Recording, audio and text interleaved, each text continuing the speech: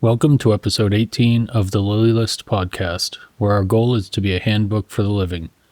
Today, we dive deep into personal journeys, impactful life choices, and the legacies we create along the way. Our guest is Cathy Nesbitt, a vibrant entrepreneur and educator whose passion for sustainability, laughter, and mindfulness has shaped a life full of meaningful contributions. From her early love of nature to pioneering worm composting and becoming an advocate for laughter yoga, Cathy's story is one of resilience, discovery, and joy. In this episode, we'll explore how she turned challenges into opportunities and developed practices that enrich not only her life, but the lives of others.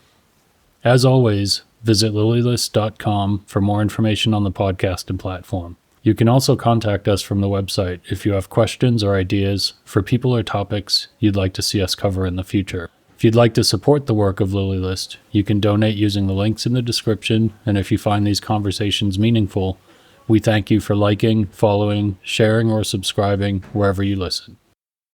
Cathy Nesbitt, welcome to the LilyList Podcast, and thank you for joining. Thank you, Kurt. I'm excited to be here. Yeah, well, I love the story you shared with me, and I thought this is the perfect type of thing for LilyList, and so we will get into those parts of your story, but I always like to start going back to childhood.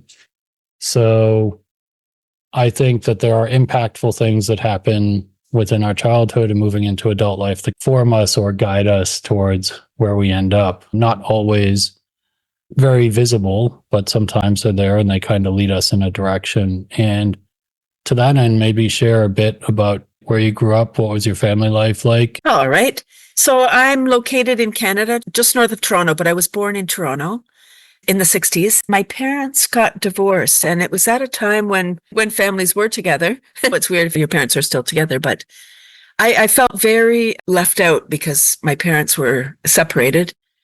I did have a stepfather who moved in as soon as my dad moved out. That really shaped me. I think that since we were talking about families and stuff, that really shaped me. And I realized that I've been married for 36 years. We dated for 9 years. Like, are you sure? Are you sure? And my husband came from a family like Leave It to Beaver. Okay. Right? Like there was no shenanigans. Everybody got along. And still to this day, they're very close family. And I think when in childhood, I don't know, not on a conscious level, but on some level, I said, this isn't what I want. I don't want to be in a broken family. And on some level, perhaps my husband thought, this is what I want. So that's what we have. So I moved out of Toronto in 93. And my stepfather took us camping. I think that was how I got introduced to nature and the love of being outside and exploring and curiosity coming to it from a child's mind. Like, wow, what's that? Lifting up, oh, look at these things under the rock and whatnot. So I think that's what instilled my love of nature.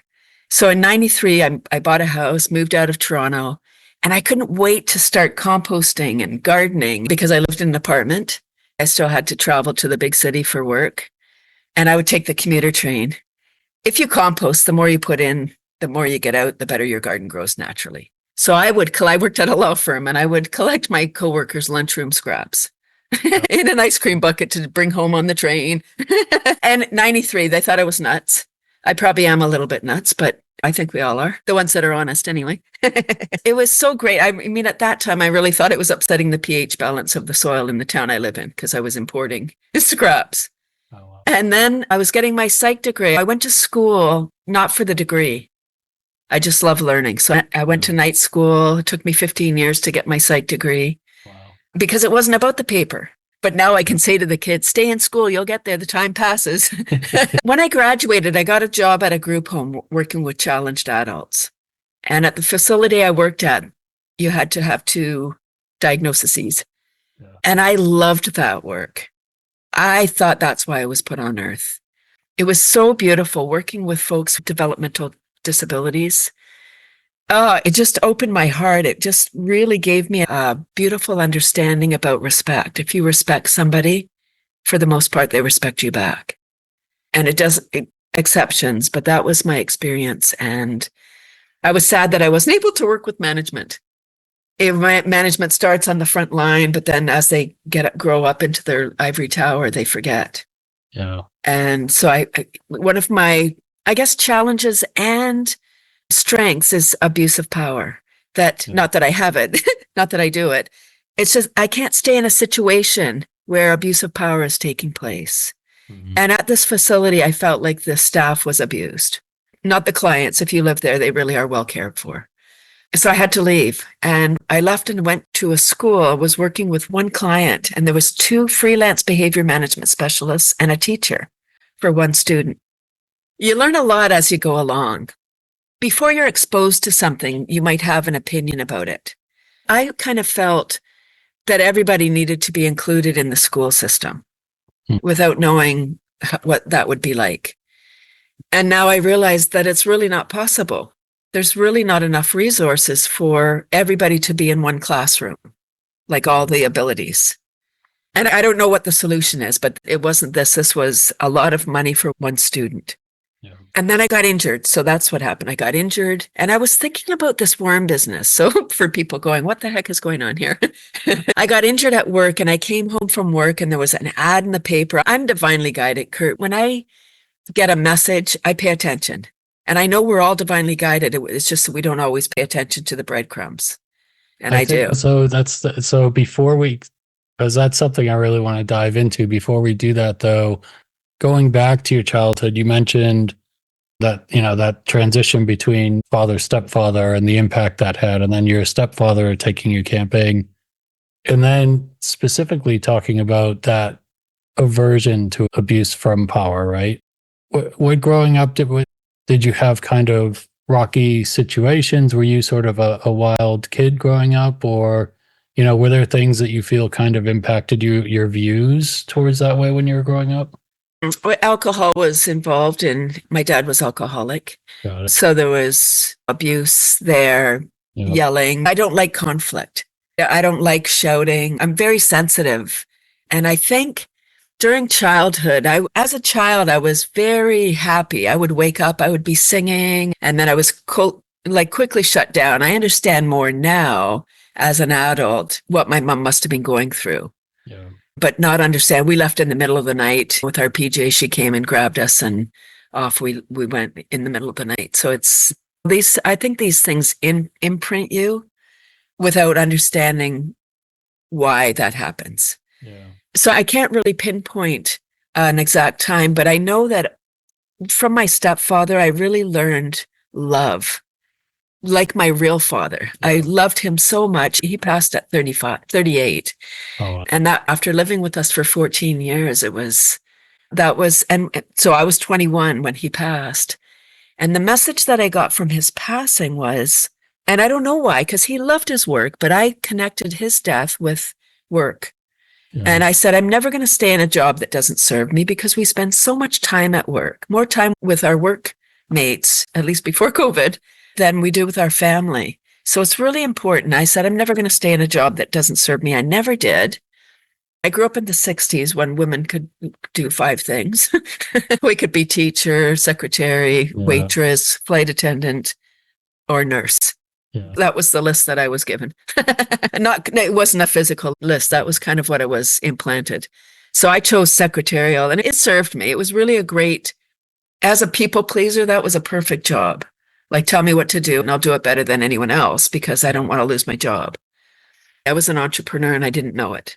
Yeah. So I would change jobs every year.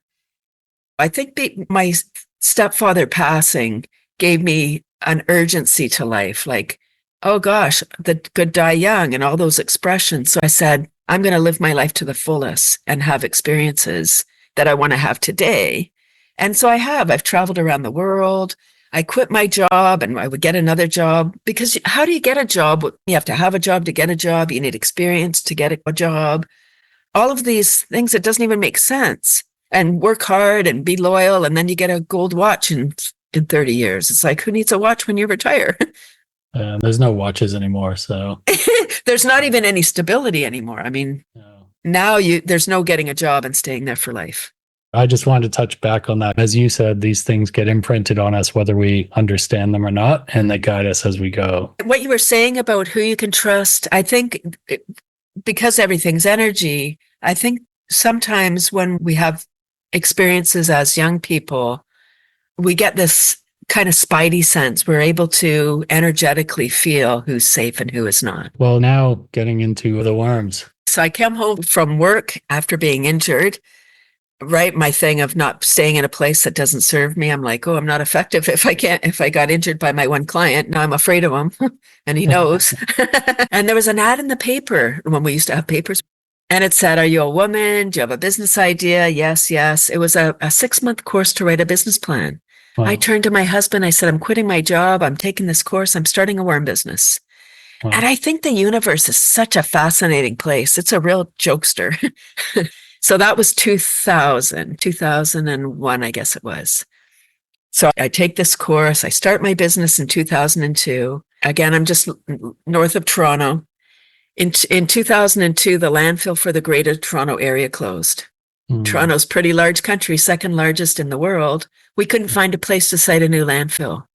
So we started to export our garbage to the United States. Almost 1,000 trucks a week leaving Toronto area going to Michigan. Wow. It's shameful on both sides. And not the people. I'm shaming the decision makers for not having more foresight into what would be a better decision. So Toronto, 6 million people, half live in condos, townhouses without space for outdoor composting. And what I'm proposing is indoor composting with worms. Same idea as outdoor composting, except they're in a container. They're not free-range worms. Yeah. And they eat our food scraps and they eat our paper. And then the product, their poop, is the black gold, the nutrient-rich soil that we can add into our garden. So I set forth, started my business, and I would have a table wherever I could have a table, at trade shows or home shows or any kind of fair, I could have a table. And I quickly realized people were afraid of worms. They'd been traumatized as a child, or a sibling chased them around after a rainy day. Who knows? Something happened. So if you were traumatized as a child by something, you're not looking to that as an adult as a solution. So I'm pretty animated and I'm high energy. So I probably was fun to watch, but then people thinking, no way in this life I'm having worms in my house. So they'd move along. My goal was worms in every living space, worms in every home, every apartment, every classroom, not just one bin in a school as a project, like a real operating system. So I was like, how am I going to do this? So I started to do school workshops. And over 75,000 students have seen my presentation. Wow. It's still my favorite piece of what I do. Watching the children, because they might have learned from their parents to be afraid of worms or anything natural, anything that squirms, to fear it. I don't believe that being afraid of worms is innate. It's not like snakes that we're innately afraid of them. I think it's a learned trait. And it's so fun watching the students go from to, and then they're holding them. They go, wow. Yeah. It's just like, and then once they're to them, the next time they see them on a rainy day, now they're saving the worms. Yeah. And that's my goal. Because people say, isn't it harmful to hold them? Yes, maybe. I think the lesson is way bigger so that they can actually get attached to them. Yeah. And I've had the privilege of knowing we make a difference every day. Positive, negative, whenever we smile at someone, whenever we yell at the store clerk, we're making an impact. I've had the privilege of knowing that I've made a positive impact on somebody's life because I'm still doing a lot of, at least before 2020, I was still doing a lot of exhibiting, about 100 and 200 events a year, between school gigs and displays and all the things. I was a hamster. I thought I had to be everywhere, and I was. When we think we're busy, we're like, oh, I'm so productive. And I've met students who they'll come up to me and because I always have my company shirt on, so I'm always branded when I'm working. And they'll say, oh, Cathy, you came into my grade 3 class. And either they say because of you or because we had worms in the class. I took environmental studies at college, and now I'm an environmental lawyer. Wow. That's a huge impact. Would they have gotten there anyway? Maybe if that was their path, perhaps, but that they said that was really pretty amazing. people are afraid. They say teach the children and then they'll bring it home to the parents. But if the parents were traumatized as children, there's still not worms in the house necessarily, unless the children are really persistent. I was going to say, so you touched a lot of lives, but there is also a large number of people that weren't so positive as well. Absolutely. And I feel like because it's worms, the word worm has a negative connotation. Like can of worms. Oh, now you've opened a can of worms. It's never like, yay, a can of worms. Oh, yeah. Hey, good for you. You opened a can of worms. Yeah. So I think that's part of the problem. And so in 2012, and I'd heard this many times, one more person said, ew, worms in the house. I questioned everything. I felt it. I heard it. I was just like, oh my gosh, universe, what do I do? I've been at this 10 years. How do I get the message through? I chose media as my marketing strategy. I've had tons of articles, radio, TV. But if you're afraid of worms, you're turning the channel. You're flipping the page, right? You're not reading that article. Subconsciously even, it's not on a conscious level. So I questioned everything. And I'm very fast. When I get an idea, I go with it. And I want it to come to life right away. So I was like, maybe I should just get a job. Who would have me? No, this has to work. The very next day, I was introduced to laughter yoga. And I don't even do yoga. Yeah. The yoga part of laughter yoga is the practice of the laughter and the deep diaphragmatic breathing. Yeah. When we're laughing, we're exhaling. So in order to keep on ha-haing, we have to take a big inhale so we can continue laughing. It's not jokes or comedy because those are cultural. If a joke is about two people, it's not funny for those two people, probably. Yeah. It's about them. It was started in 1995 by a medical doctor, Dr. Madan Kataria, and his goal is world peace. What an incredible mission. Whenever I say that, I'm like, wow, I'm on the right bandwagon. It's such a beautiful thing. It helped me overcome when people said, ew. I think on a level before laughter yoga, I would take it personal. Like on a certain level, they were like, oh, Cathy, you're gross or something. Like, again, not consciously, not ready, not yet, not for them just yet.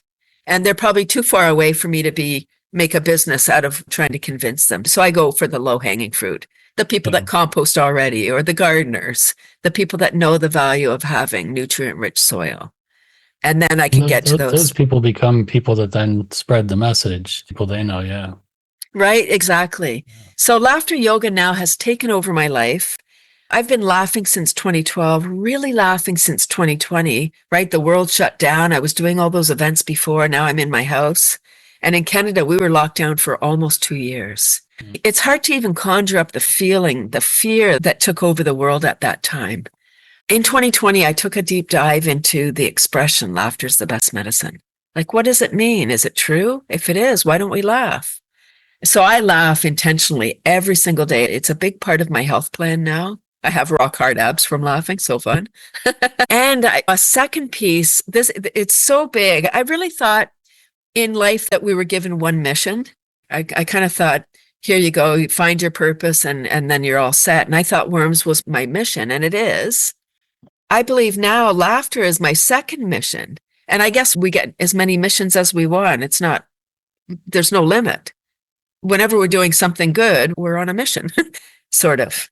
Yeah, I think missions, though, also, a mission is just the sort of hub, right? And off of that, there's spokes. If your mission is the worm work, part of that is getting through the challenges that you ran into and finding the tools to kind of work through those challenges. And laughter yoga appears to be one of those spokes that comes off, right? So there's probably a lot of other spokes as well that may not be kind of the primary mission, but they're intertwined with the mission that you're working on, at least that's how I would see it. Oh, that makes it so clear. I love that spoke. So the mission is here and then there's other pieces.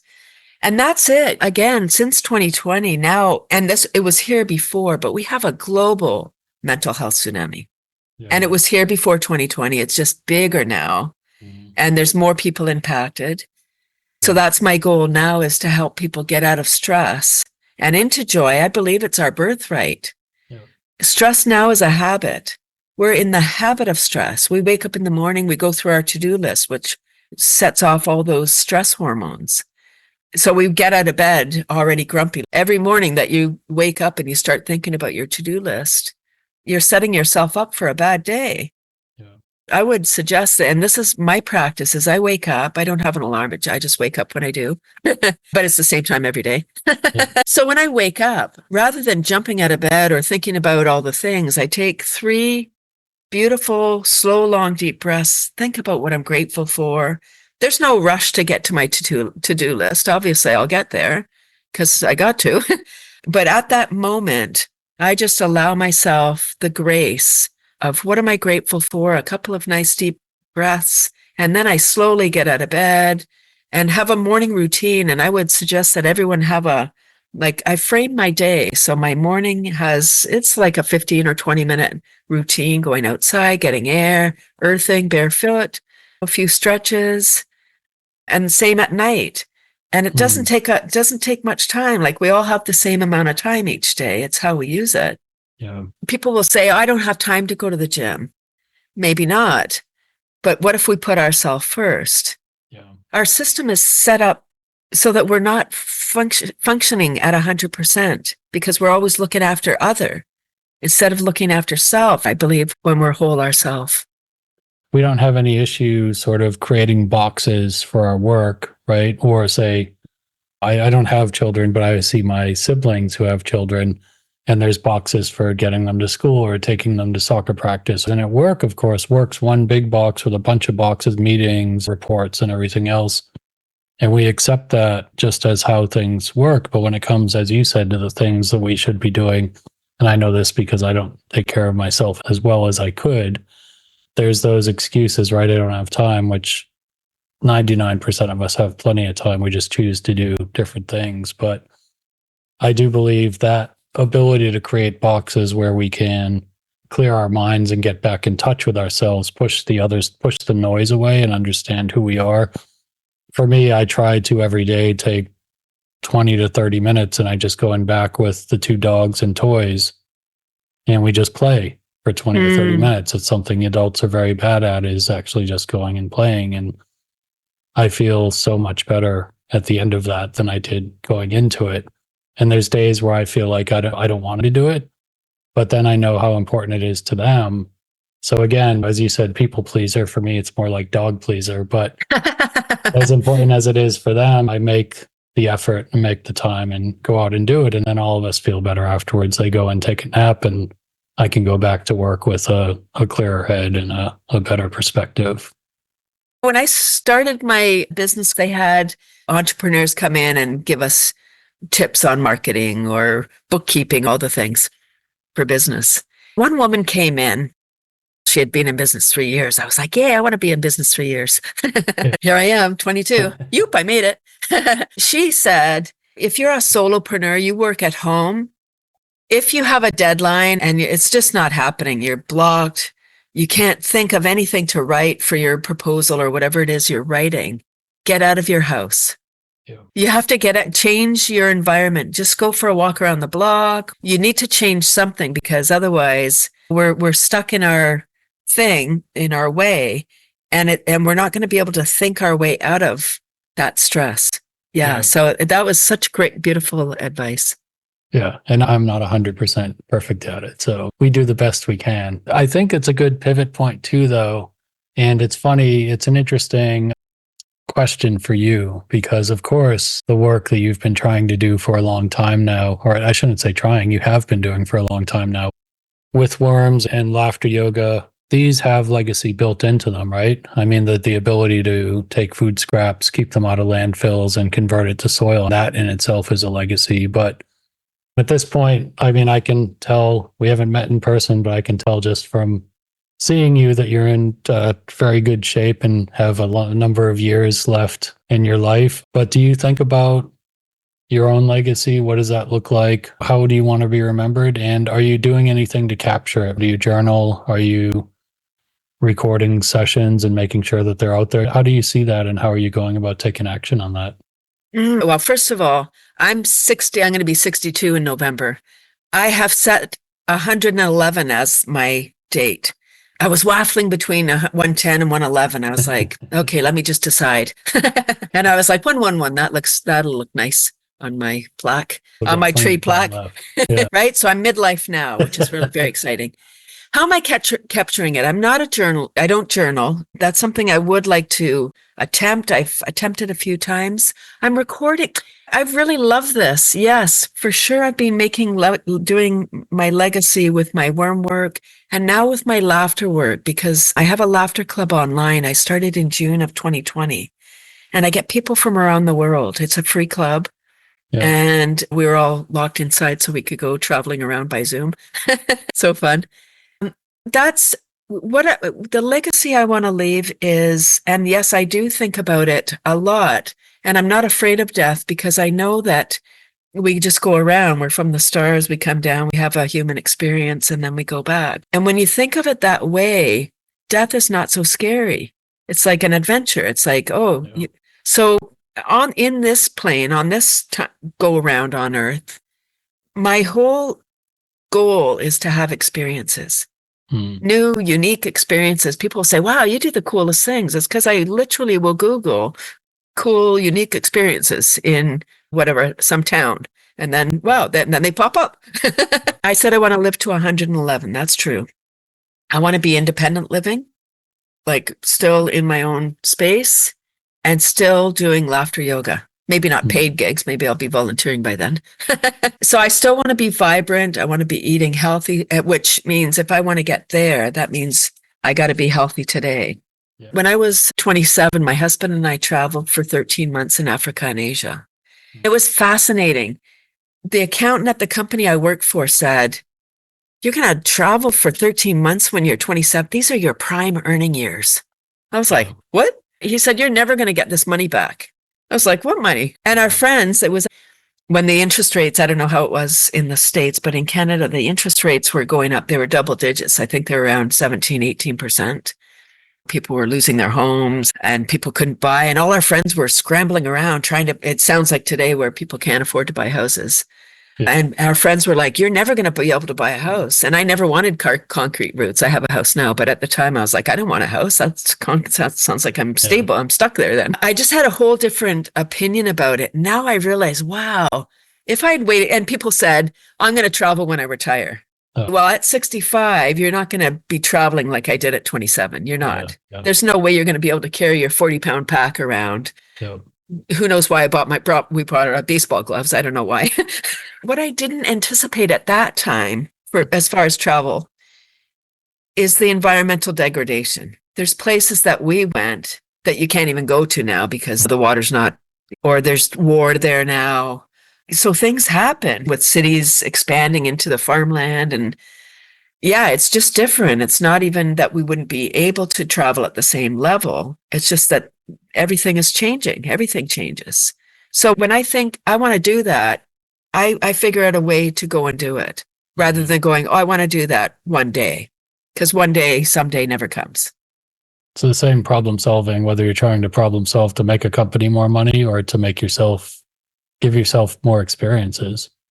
I mean, at the end of the day, that's all it is. So that's all it is. That's all it is. Our society, again, what you asked about legacy, the legacy I want to leave is for young people to experience life and not think about what everyone's thinking about them and what society has set for them. Oh, you would be good at this. Yeah, but I don't even like that. Yeah. I would rather be a musician, or I'd rather be an artist. I don't want to work in an office or whatever it is, even if you would be good at that, if that's not what you want to do. Yeah. Cool. Well, I don't know how it is in Canada. I'm guessing similar, but in the US, part of legacy is leaving some type of messaging. And if you want that messaging to actually be followed through on, it requires some legal aspects, some paperwork. I don't know if Canada is the same, but if so, do you have your papers in order, as it were, for wills and medical proxies and all that sort Absolutely. of thing? Yeah, I worked in a law firm for a general practitioner, and wills, power of attorney, all of the things, because we don't know. That's the thing. There's no plan for our life. We never know when something's going to happen, and boom, now we're incapacitated. You still have like 59 years left, so you've got some time. But That's my plan, but that might not be the plan. Plans change. Yeah. Yeah. Right. Or if I get hit by a bus or something, then Yeah. that changes everything. I always use, instead of buses, because I got tired of hearing hit by a bus, I say eaten by baby sharks. So, Okay. I like that. as I mentioned, I'll ask you for sort of links and things, but is there anything you want to call out with regard to places people can find you or organizations? Okay, cool. It's cathysclub.com is the website. It's 9:30 a.m. Eastern, 30 minutes of super fun self-care. I incorporate tapping, brain gym, qigong. I really just want people to get out of stress and into joy. You're not put in a funnel. I'm not going to contact you if you register and don't come, or I may send a note if you come and just say, thank you for coming. I just want people to feel good, because when we feel good, we do good. Okay. Well, I will definitely show up for one of those. So yay. I look forward to it. Well, it's an absolute pleasure talking with you, hearing your story.